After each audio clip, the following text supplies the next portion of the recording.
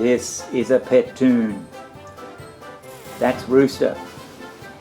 Every morning Rooster would come inside, peck around in the kitchen, clean up the floor, eat any little bits of crusts and everything, and then he would hop onto the table and crow.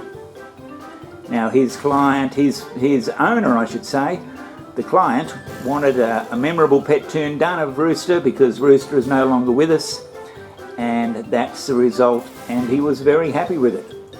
If you want a pet toon, don't be frightened to let me know in the box below. He wore an itsy bitsy teeny weeny yellow polka dot bikini and... Oh, hello. Welcome to the Pet Toon channel. Today we're going to concentrate on a bit more of perspective and a bit of a tutorial on that. It's a very interesting subject. Have you been making comments? I hope you have. Millions have been making comments. And I've picked out a couple of gems that I'd like to read to you right now.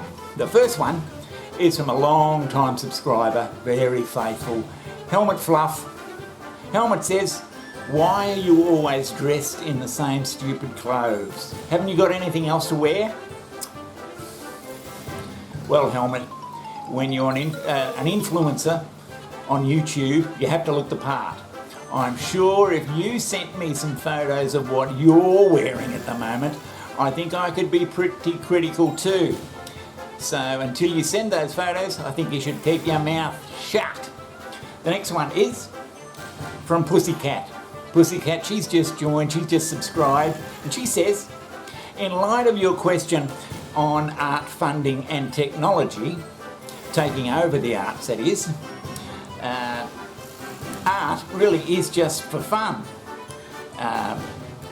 Doesn't really feed anybody, just hippies playing around.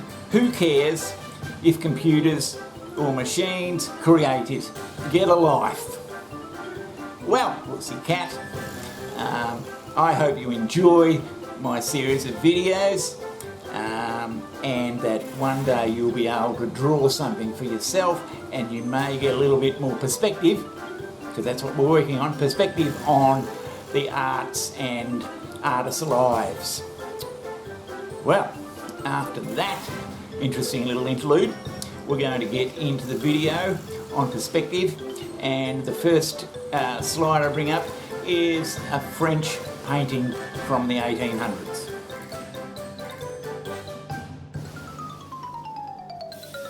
Now this particular picture I've picked, it's by the French artist Jean Biraud, and it very clearly shows, I think, his use of perspective with regards to the human form. There's a lot of different people in there, but they're all placed very strategically so that they don't look out of place. He's also used linear perspective on the buildings, and of course they all disappear to a vanishing point in the distance. I think it's a great example of that, of perspective all round. Another painting by the same artist, and this time he's put animals and all sorts of things in the painting. He's used linear perspective again with the buildings disappearing to a vanishing point, and he's got horses and carts and everything, but everything looks in perspective and the right size, which is very important. Of course, it looks all very simple, but it's not as easy as it looks. Now to our simple little exercise.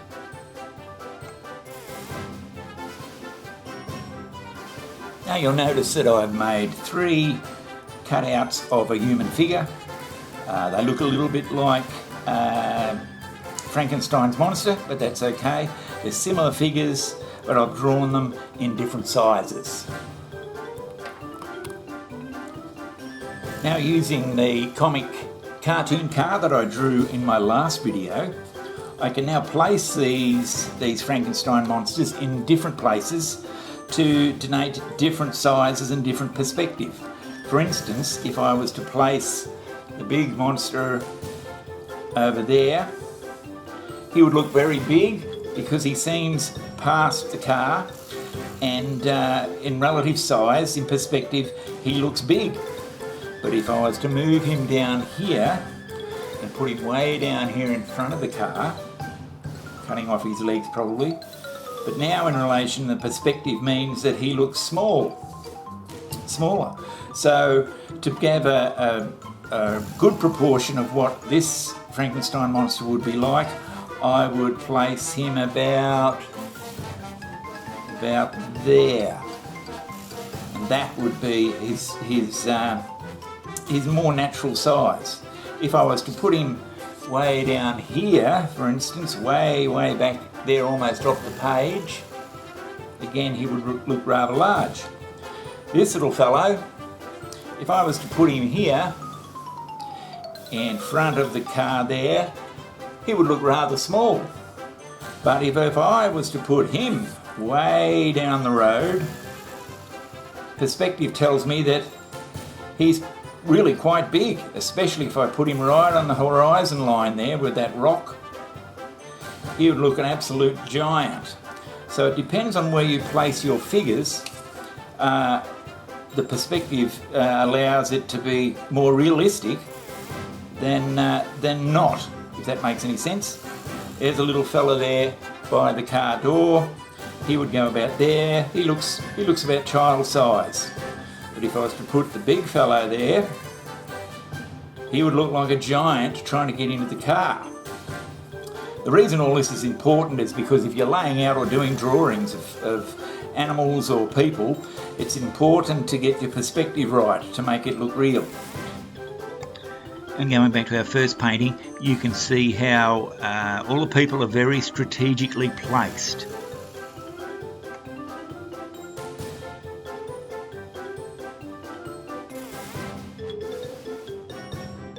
Now I've drawn 3 running dogs, different sizes. You can see that where I might happen to place them, you can see that how perspective works with that. You place dogs in various positions and they can look bigger or smaller, and that's how perspective works with animals running, whatever. It's just important where you place them on the picture.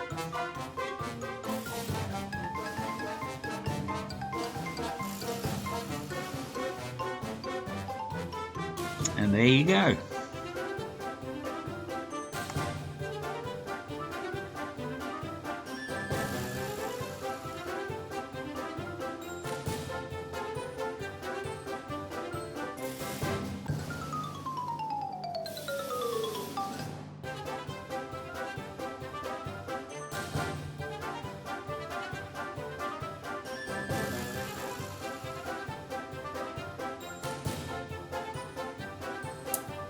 Well, there you go. What did you think of that? It's an interesting subject, perspective, trying to get everything sort of lined up. There's a lot of people think that, I'm no good at art or whatever, and they're not bad drawers, but they just have a complete lack of understanding of perspective. So what they draw always looks a little bit amateurish, I suppose you could call it. And so studying any of these old masters, Leonardo, the French master painters, it gives us an insight onto the value of perspective. Anyway, that's it for today. If you want a pet toon, contact me. If you want to put some comments at the bottom, please do so, or subscribe. But until then, it's bye from me, and I'll see you tomorrow. Bye.